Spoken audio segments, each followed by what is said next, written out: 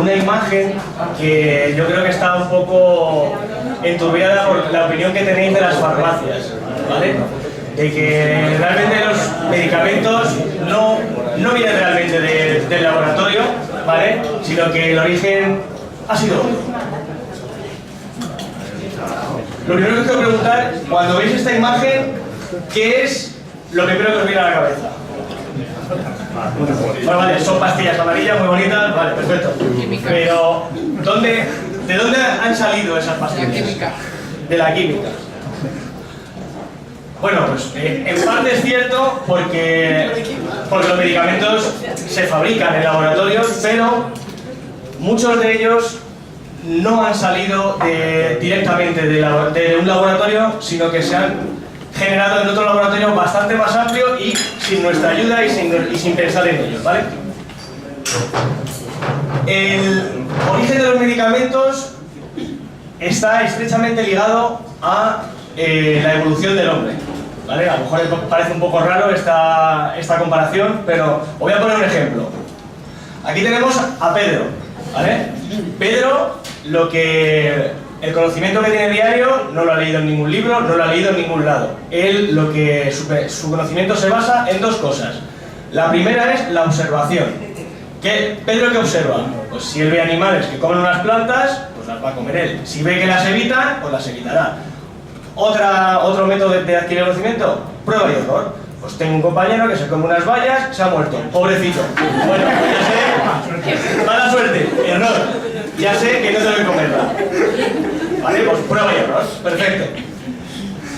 Aquí estamos, Pedro, no el de los dibujos, sino en la sociedad, sería una sociedad nómada, y cuando empiezan a ser sociedades gregarias, este conocimiento va a ser transmitido desde esa persona a la sociedad. Bueno, avanzamos un poco en la historia y ya tenemos sociedades gregarias.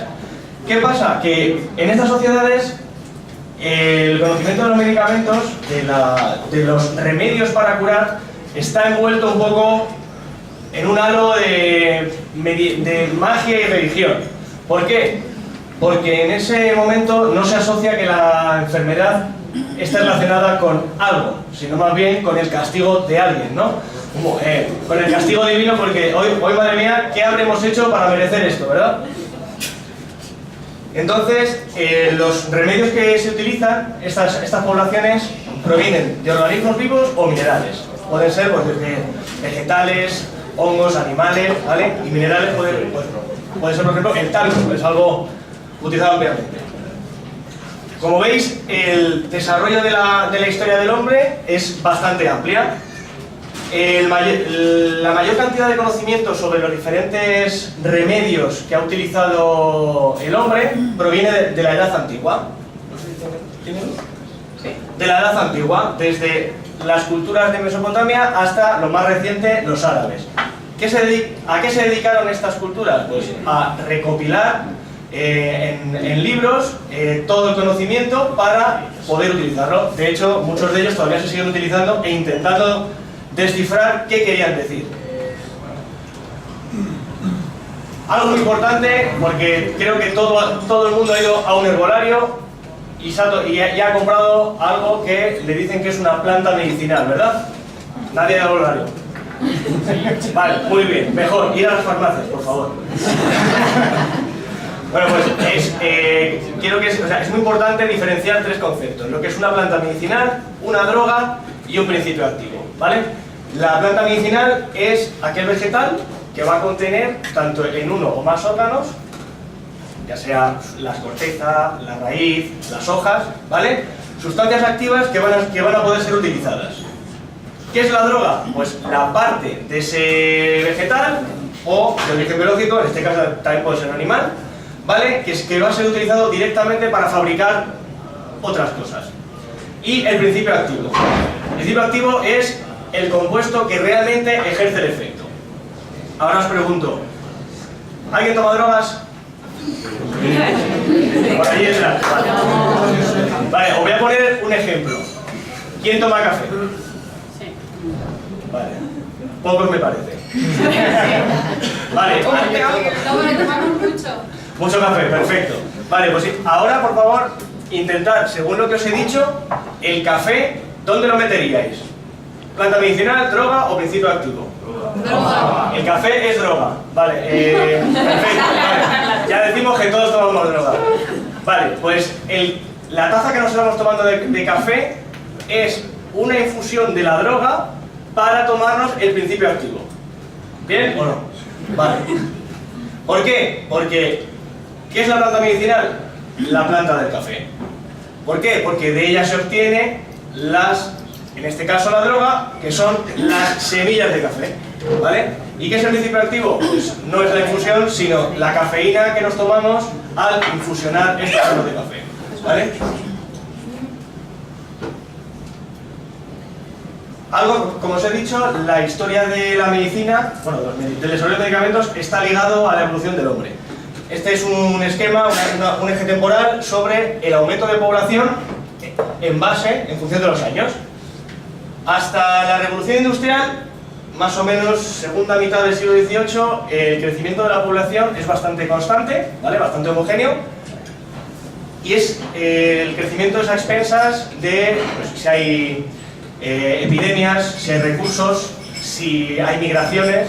Como podéis ver, ¿qué ocurrió en el siglo XIV que diezmó la población europea? La peste, muy bien. Vale, pues entonces, ahora fijaros en esta parte de la imagen. A mí por lo menos me parece curioso que a partir de 1750 más o menos, segunda mitad del siglo XVIII, revolución industrial. La población se duplica prácticamente. En 100 años, de 1900 a 2000, la población no es que se duplique, es que crece de forma exponencial, que se sale directamente de la escala comparado con el resto. ¿No choca? ¿No choca que haya crecido tanto? A mí particularmente sí, porque yo en 100 años ha habido 2 guerras mundiales y una gran epidemia de gripe. Bueno, pues, ¿creéis que puede tener algo de alguna implicación, algún producto? Muy bien, ¿quién lo ha dicho? Levanta la mano. Muy bien, muy bien. Muy bien. Pues sí, ha tenido bastante importancia el descubrimiento de los antibióticos, comenzando con la penicilina, ya que ha ayudado a disminuir el número de muertes por infecciones, además el número de muertes por infecciones asociadas a, por ejemplo, heridas de bala, por ejemplo, en las guerras, como también ha ayudado a disminuir o sea, aumentar la esperanza de vida, porque ya no es que solo que haya más gente, sino que también muere menos. O sea, aumenta la tasa de natalidad porque disminuye la tasa de mortalidad infantil, ¿vale? Entonces, lo que voy a contar ahora son los ejemplos de casualidades un poco debidas a la observación o simples casualidades que han ayudado al desarrollo de la medicina y de fármacos de origen natural. Bueno, a partir de productos de origen natural. El primero, como ha dicho vuestra compañera, la penicilina. Bueno, pues esto, el descubrimiento de la penicilina es, aparte de observación, yo diría que también es algo de suerte. Algo de suerte completamente. Aquí tenemos al señor Fleming, que estaba trabajando con un cultivo de bacterias y las tiene en sus plaquitas de cultivo y decide irse de vacaciones, ¿vale? Se va 2 semanas de vacaciones y cuando vuelve se da cuenta que, oh Dios mío, se ha dejado la placa abierta. O sea, tiene la placa abierta. Muy bien. ¿Qué ha pasado? Madre mía, se me ha contaminado el cultivo. ¿Qué hago? La mayoría que habríamos hecho, tirarlo a la basura directamente. Madre mía, y no lo voy a decir por si acaso, uy, la que he liado. Vale.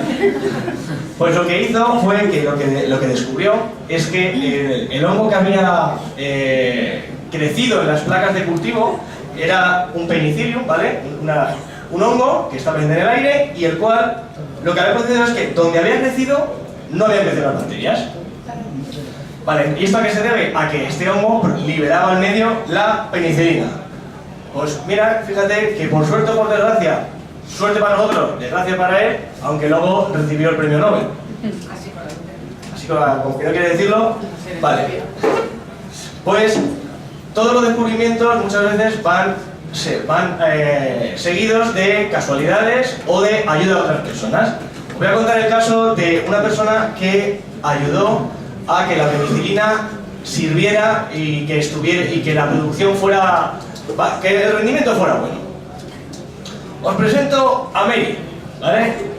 Mary Hunt, esta señorita, Era técnico de laboratorio en el laboratorio de Estados Unidos que estaba intentando producir penicilina, no en el Reino Unido, sino en Estados Unidos, para suplir y para hacer frente a la demanda de penicilina en el frente de la Segunda Guerra Mundial. Bueno, pues Mary tenía un trabajo, la verdad que para mí bastante raro. Su trabajo se basaba en que ella tenía que ir todos los días al mercado y buscar qué alimentos estaban más podridos. Vale, pues lo que tenía que buscar era qué alimentos tenían el moho más bonito. Vale, pues ella cogió y encontró un melón con un precioso hongo doradito, ¿vale? Y gracias a ella se encontró una cepa de penicillium que era capaz de producir la doble cantidad de penicilina que el hongo de Fleming, y además con unas condiciones menos restrictivas de crecimiento. Pues sus amigos, su compañero de trabajo, pues por desgracia la llamaban María la Mohosa. Pobrecita, ¿verdad? O sea, después de que nos ayuda aumentando la producción, encima ha pasado a la historia como María la Mohosa. Yo lo siento por ella.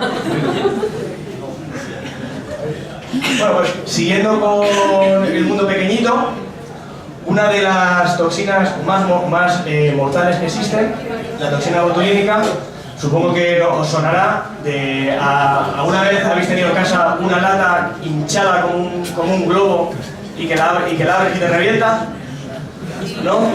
Porque suena, a mí me reventó una hace poco, o sea, bueno, yo la abrí porque dije a ver qué pasa y me reventó, o sea, puse la cocina llena de tomate hasta arriba.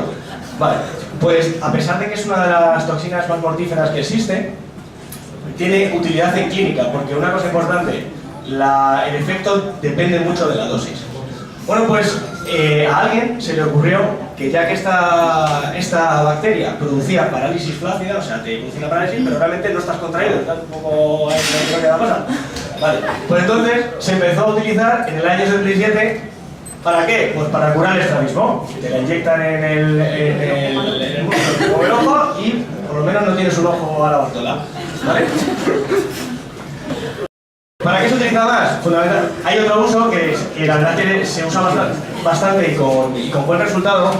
Es para los tratamientos en neurología para la cefalea. La gente que sufre de migraña, la verdad que es bastante eficaz. También algo que no es que sea muy malo, pero por lo menos es un poco desagradable, sobre todo para quien lo sufre. La gente que sufre hiperhidrosis, no sé si alguna vez le habéis dado la mano a alguien que le suda la mano en exceso, que parece que le ha metido en un vaso de agua. Vale, pues eso se utiliza. ¿Por aquí han señalado a alguien? No quiero decir nada. Bueno, pues se utiliza la toxina botulínica para reducir la secreción de sudor y por lo menos aliviarle a esta persona lo que sufre. Y creo que, no sé si os suena, pero hay un uso todavía más ampliamente distribuido, que es... Sí, cirugía estética. A esta señorita no le ha sentado muy bien, ¿vale? Porque creo que se ha pasado la base. Se suele utilizar para reducir la marca de las arrugas de expresión, pero esta mujer creo que se pasó y se ha echado por toda la cara, ¿vale? Otra planta de la cual se han obtenido compuestos que tienen actividad sobre la musculatura. La belladona, ¿os suena? Sí. Vale. ¿Sabéis la historia de qué viene el nombre? La belladona. Bueno, pues el nombre viene de que en la antigua Roma esta planta se utilizaba por sus efectos, porque las mujeres pensaban que si hacían una infusión con las hojas de esta planta y se la aplicaban en los ojos, debido a que la pupila se dilataba, pues podían ser más atractivas para los hombres. Yo lo que supongo es que sería atractiva para los hombres, pero no ellas para los hombres, porque no verían un pimiento. Porque si tienes la pupila completamente dilatada, además no, o sea, duraría bastante tiempo, pues supongo que le daría igual, todos los hombres serían pardos, no vería ninguno, ¿vale? Bueno, también para lo que hay que ver, ¿vale? Hay algunos que... Bueno, todos son ventajas. Todos son ventajas. Además, esta planta... Pues es bien guapa. Vale, esta planta también se ha relacionado a través de la historia con las plantas utilizadas por las brujas. ¿Qué hacen estas llamadas brujas? Pues lo que hacen en sus aquelarres era, hacían cocciones de las hojas y de la planta y untaban el palo, ¿vale? Untaban el palo, se subían en él y, pues bueno, sabemos que la absorción no tiene que ser solo por la boca ni por la piel, sino que también las mucosas absorben, ¿vale? Y eso era lo que ellas decían que las brujas volaban, ¿vale? Entonces aquí, bueno, pues tenemos unos efectos un poco psicodélicos de la belladona, ¿vale? Pero bueno, actualmente de esta planta se obtienen dos compuestos, atropina y copolamina, ¿vale? Que actualmente sí que se utilizan para el estudio del fondo de ojo. Existe el colirio de atropina, pero lo que se usa fundamentalmente son derivados que también se utilizan para espasmos intestinales o dolor de tipo cólico, ¿vale? O sea que son cosas antiguas, pero que realmente se siguen utilizando. Ahora voy a contar un descubrimiento que es un poco, la verdad es que debido a la observación de, pues estamos, poneros en Wisconsin, año 33, América un poco profunda, ¿vale? Y tenemos un granjero que tiene unas vacas, ¿vale? Supongo que también serían moradas, sí, podía ser de cualquier color, y que a este hombre lo que le pasa es que se le están muriendo las vacas desangradas. Y dice, madre mía, ¿qué está pasando a mis vacas? Que no les estoy dando nada y se me están muriendo. Bien, pues este hombre en el 23 conoció a un químico, Carl Porlink, y a un bioquímico, Arnold Stanham. Pues muy bien, ellos lo que hicieron fue, ¿qué hicieron lo primero? Pues mira, pues ya que le das de comer a las vacas, vamos a ver qué le están dando. Pues muy bien, este granjero, o este y otro granjero de la zona, lo que le estaban dando de comer a las vacas de forraje era el trébol dulce y ya, pues con el paso del tiempo se descomponía. ¿Qué encontraron este químico y bioquímico? Pues que uno de los compuestos activos que se encontraba en el trébol tenía efectos anticoagulantes, ¿vale? Tiene efectos anticoagulantes y además no tienen ni sabor ni olor. ¿Qué hacen las vacas? Pues muy bien, tú dame más que yo seguiré comiendo, ¿vale? Cuanto más me des, más como, pues al final lo que pasó es que por acumulación los animales morían desangrados. Y dijeron, estos dos caballeros, pues oye, pues ya que estamos, vamos a ver si nos vale para algo y sintetizamos más cosas. Pues ¿qué hicieron? Del compuesto activo, que eran las cumarinas, pasaron a la warfarina. ¿Y qué inventaron? Pues un matarratas. La warfarina la mezclaban con otros compuestos para que los animales lo comieran, ya que no tenía olor ni sabor, y los animales morían por desangrados igual que los animales. Bueno, pues los descubrimientos son una cadena de sucesos. El último eslabón de esta cadena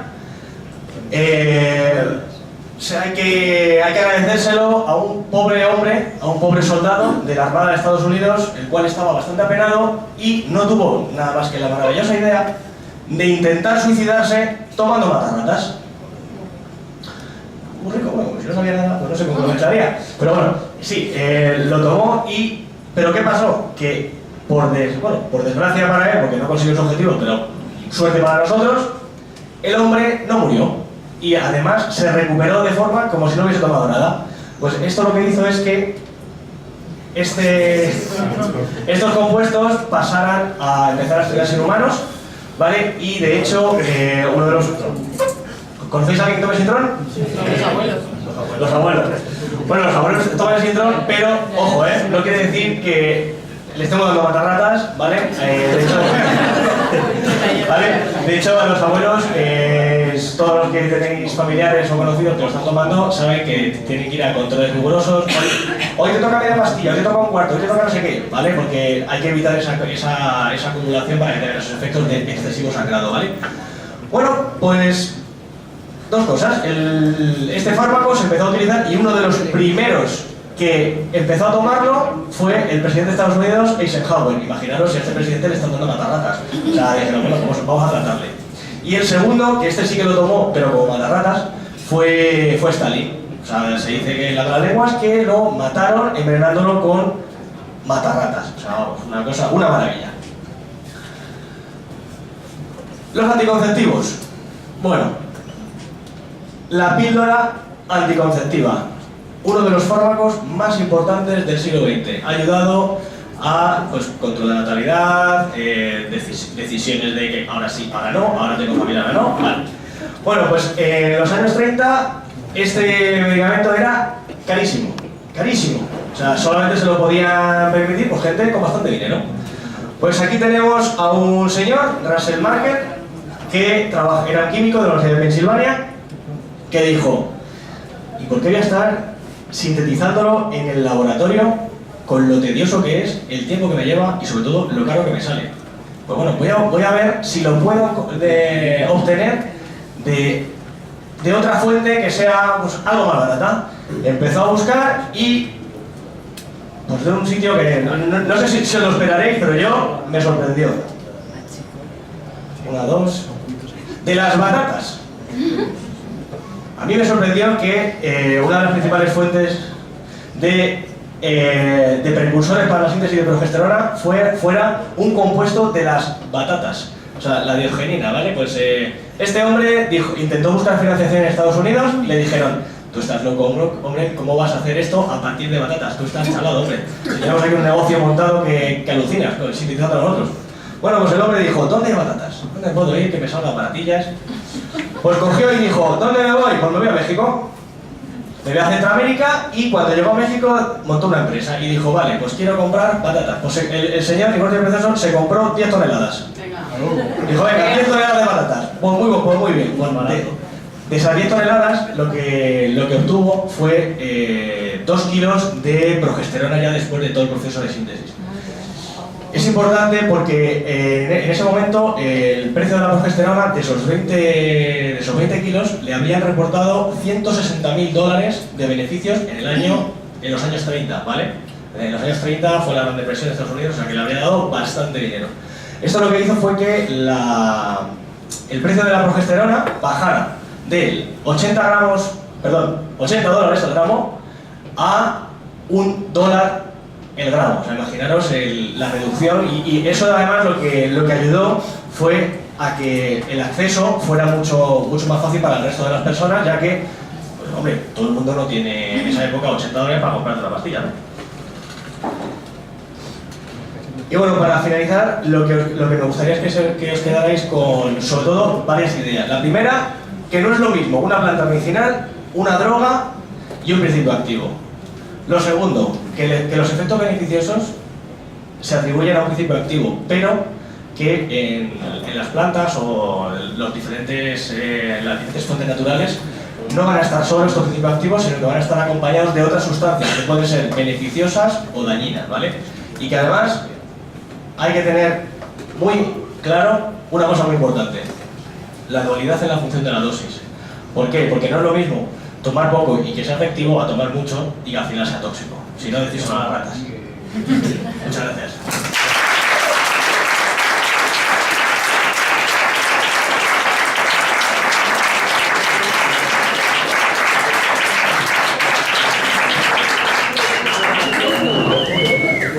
Bueno, ¿alguna duda?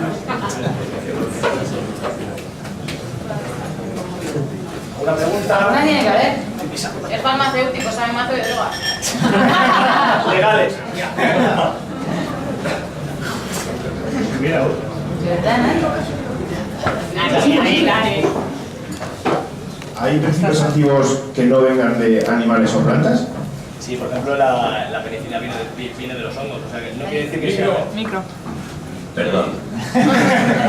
Sí, no quiere decir que vengan o de animales, perdón, o de minerales o plantas. La verdad que hay muchos que se obtienen como precursores de hongos o incluso de bacterias. Actualmente, por ejemplo, la insulina se obtiene de cultivos de bacterias. Antiguamente se hacían extractos de páncreas de vaca o de cerdo, pero actualmente son cultivos de bacterias transformadas, o sea que hay múltiples orígenes. Problemáticos con los herbolarios. Bueno, no, a ver. Con la iglesia hemos topado. Bueno, a ver, con los herbolarios realmente no tengo ningún problema. Lo único que pone es que... Vale, lo reconozco, soy farmacéutico, ¿vale? O sea que... Pero sí que hay que tener mucho cuidado con lo que se compra en los herbolarios, porque es necesario que haya un control y bastante riguroso sobre la trazabilidad de lo que se está vendiendo. Por ejemplo, hace 10 años En los herbolarios se vendía anís estrellado para los niños. Vale, el anís estrellado hay dos variedades, una que es la variedad de Japón y el anís estrellado normal. En los herbolarios, por desconocimiento, se empezó a vender la variedad de Japón y hubo bastantes toxicidades porque es bastante tóxico, no es el anís estrellado normal. Entonces, vale, no es que tenga problema, pero sí, yo creo que es más eficaz, bajo mi punto de vista, que tomar algo que sea un principio activo validado, que no, por ejemplo, tú cuando tomas una planta medicinal, una infusión que te tomas, algo que comas en el herbolario, va a depender mucho de cuándo se haya recogido, de cómo se haya secado. Entonces, hay muchas veces que o el efecto es menor o el efecto es mayor, y lo que os he comentado, que muchas veces van acompañados de otras cosas que realmente no son las que serían beneficiosas, sino que podrían ser perjudiciales o incluso que estén reduciendo el efecto. Por ejemplo, hay mucha gente que, a ver, la hierba de San Juan es muy eficaz en tratamientos de trastornos depresivos, pero es necesario que esas personas se lo comuniquen al médico, porque interfieren mucho con la medicación normal. Entonces hay que tener mucho cuidado, O sea, que no es, porque las plantas medicinales no es decir, es una planta, es una infusión, no pasa nada. O sea, sí, justo la palabra es esa. No, es que es natural, ya, pero esto es natural. No depende de los laboratorios. O sea, por ejemplo, hay un laboratorio que te...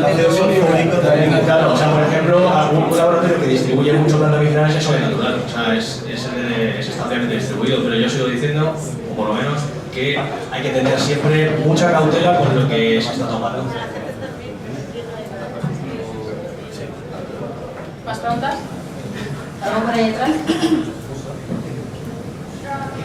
Estáis a tope, mira,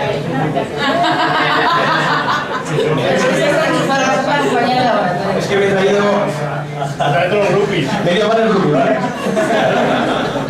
Bueno, yo sí que sigo el precedente, y aunque sea como muy de modo concierto, como luego a nosotras nos van a dar un plus si hemos conseguido petar el bar, os voy a pedir que os hagáis una foto con nosotros. ¿Vale?